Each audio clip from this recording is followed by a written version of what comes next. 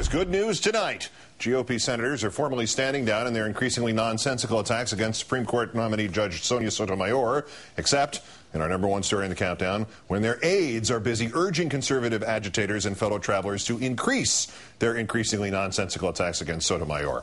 The newspaper The Hill reporting that Lanier Swan, aide to Senate Minority Leader Mitch McConnell, spoke at yesterday's weekly meeting of conservative activists held by the Yoda of conservative activism, Grover Norquist. The Hill speaking to two anonymous sources in attendance and quoting, "Swan told us she wanted to encourage all of us in our talking points and that we're having traction among Republicans and unnerving Democrats. The point was we should keep it up. She told us at this meeting to put our foot on the pedal." Swan's boss, who refused to denounce Sotomayor's most vocal critic, Boss Limbaugh, and his remark about her being a racist, warmly greeted the nominee in his office yesterday. No hard feelings, no tough tuck. In English, tough talk afterwards, and also no tough tuck. One Republican who has veered from the playbook, Lindsey Graham of South Carolina, he also greeted the judge yesterday and after voiced reservations about those overhyped wise Latina remarks. My criticism about her comments and the speech that she gave wasn't that I think that this lady is a racist. There is no evidence of that. But this statement is troubling. And I did tell her this. If I had said that, it would be over for me. Being an average, everyday white guy, does it make her better than Roberts or Alito? That's not exactly makes me feel good to hear a sitting judge say that. Good. She didn't. Meanwhile, one of the leading conservative activists that had been railing against the Sotomayor nomination and who had helped author a letter to McConnell pleading for a filibuster, now waving something of a white flag, Manuel Miranda, the ex-Bill Frist counsel who left that job amid allegations that he hacked the emails of Democratic staffers who founded an anti-filibuster group 4 years ago and who's now chairman of the conservative Third Branch Conference, today gave an interview to Greg Sargent's blog The Plumb Line. Miranda conceded that there was no merit for a filibuster and that, quote, "I'm pretty confident that as things stand now, this nominee will be confirmed." We're joined now by Chris Cillizza, the Washington Post White House reporter, author of the political blog The Fix, who's in D.C. tonight. Chris, good evening. Good evening, Keith. So this is discord, or this is people adhering to the lessons from the art of war? I think it might be a little of both. Some of this, Keith, is the way politics is done in Washington, which is the politicians, the faces of the party, go out and say, well, we're going to think about this and we're going to give this a reasons assessment. And then the outside groups are saying, this is terrible, this nominee can never go, she has all these problems. But the problem for the Republican Party, and we've talked about it before, Keith, is that they're leaderless. There's no one to say, we're going to either fight this tooth and nail, both within the establishment of the party and the grassroots of the party, or we're going to back off and pick another day to fight. And so what you're getting is a lot of mixed messages out there.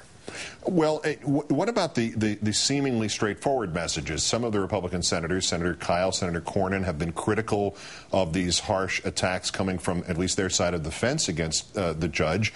Is that sincere on their part, can we tell? Or, again, is it just serving as cover for others to do the dirty work of the attack?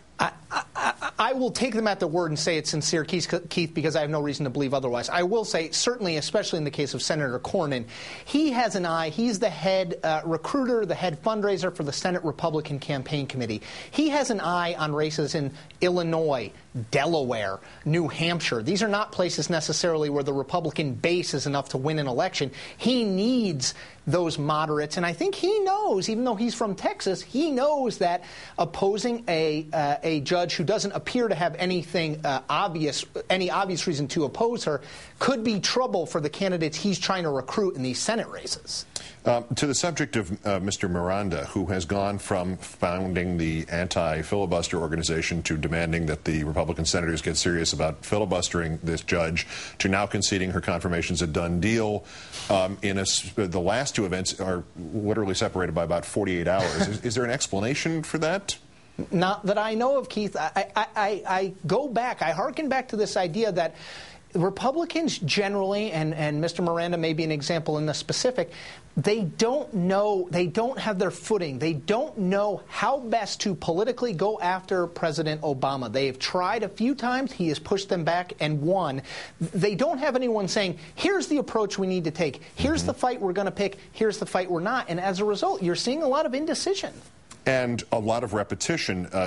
Maybe this is coincidental because it seems like it comes out of the McConnell aide playbook of just keep hitting those talking points. But we played that Senator Graham remark about she's not a racist, but this stuff sounds racist.